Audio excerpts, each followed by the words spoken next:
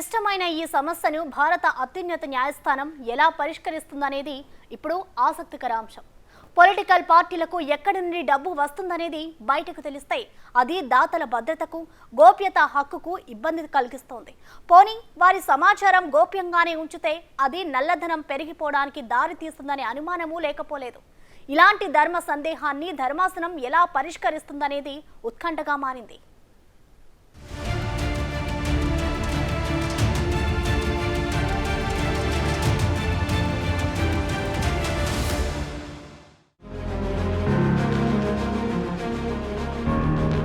Electoral బాండ్ల పథకం ప్రజాస్వామ్యంలో ప్రజలకున్న తెలుసుకునే హక్కును ఉల్లంఘిస్తోందని పిటిషనర్ జై ఠాకూర్ అన్నారు. ఎలక్టోరల్ బాండ్ల పథకంపై ప్రభుత్వం పారదర్శకతను ప్రదర్శించి ఉండాల్సిందని, పారదర్శకత లేకపోతే ప్రభుత్వంపై బాధ్యత, విశ్వసనీయత ఉండదని పిటిషనర్ డాక్టర్ జై ఠాకూర్ పేర్కొన్నారు.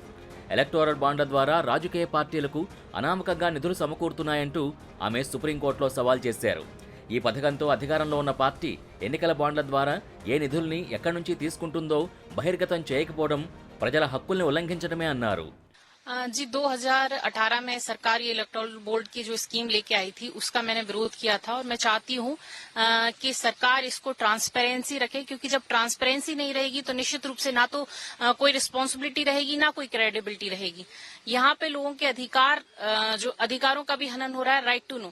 अब इलेक्टोरल बॉन्ड के थ्रू जो भी चंदा सरकार ले रही है उसका ना तो उसमें नाम डिस्क्लोज हो रहा है ना अमाउंट डिस्क्लोज हो रहा है. ऐसे में कहीं ना कहीं ये आगे चल के फ्यूचर में सरकार के निर्णयों को अफेक्ट करेगी. तो इसके तहत मैंने इस बॉन्ड को रद्द करने की अपील करी थी.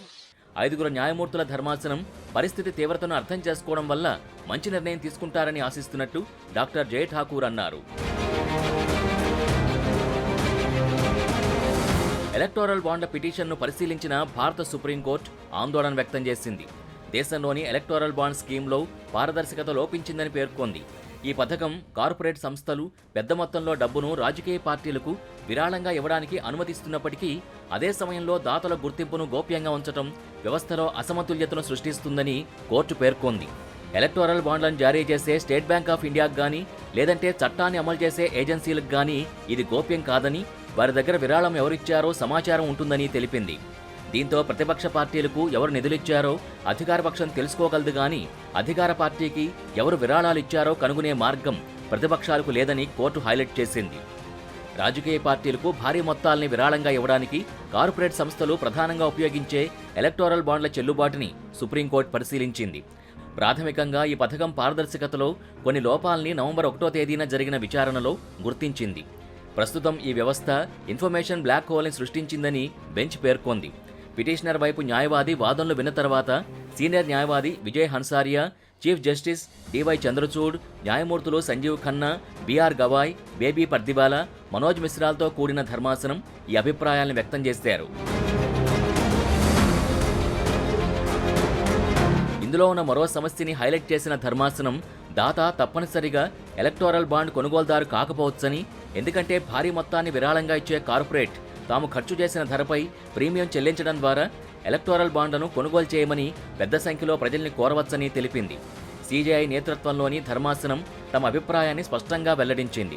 ఎలక్టోరల్ బాండ్ పథకాన్ని కొట్టివేయడం వల్ల రాజకీయ నిధుల వ్యవస్థను తిరిగి 2017కు ముందు దశకు తీసుకువెడుతుందని ప్రభుత్వం భావిస్తే పారదర్శకత ఉన్న పథకాన్ని ప్రభుత్వం తీసుకురావచ్చని వెల్లడించింది. ప్రజాస్వామ్య దేశాల్లో రాజకీయ నిధుల్లో నల్లధనం సమస్య ఎంత తీవ్రమైందో మాకు తెలుసు అన్న ధర్మాసనం ప్రభుత్వం మరింత పారదర్శకంగా రాజకీయ పార్టీలకు ఉన్నత స్థాయిని కల్పించే పథకాన్ని రూపొందించగలదని ఆశిస్తున్నట్టు పేర్కొంది. అయితే సాంప్రదాయకంగా పాలక పార్టీ ఏది ఉంటుందో ఆ పార్టీకి కార్పొరేట్ నిధుల్లో సింహభాగం లభించిందని సొలిసిటర్ జనరల్ తుషార్ మెహతా చెప్పినప్పుడు దానిపై బెంచ్ స్పందించింది. బహుశా ఎన్నికల వ్యవస్థలో నల్లధనాన్ని అరికట్టడంలో మునుపున్న పథకాలు విఫలమై ఉండవచ్చని, ప్రస్తుతం ఉన్న పథకం కనీసం వాటాదారులకు వచ్చే విరాళాల్ని బహిర్గతం చేస్తుందని వెల్లడించింది. 100% లాభాలకి విరాళాల పరిమాణంపై పరిమితిని విధించిందని పేర్కొంది. అయితే ఇప్పుడు గోప్యత అంశమే ప్రధానంగా తేల్చాల్సి ఉందని తెలిపింది.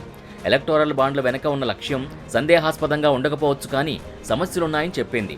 ఇక గోప్యతా హక్కు కంపెనీలకు విస్తరించదన్న న్యాయస్థానం అది ఒక వ్యక్తికి సంబంధించిన హక్కు అని వెల్లడించింది. అయినప్పటికీ వ్యక్తులు సమాచార హక్కును అధిగమించే గోప్యత హక్కును క్లెయిమ్ చేయవచ్చా అనేది ప్రధాన ప్రశ్న అంది.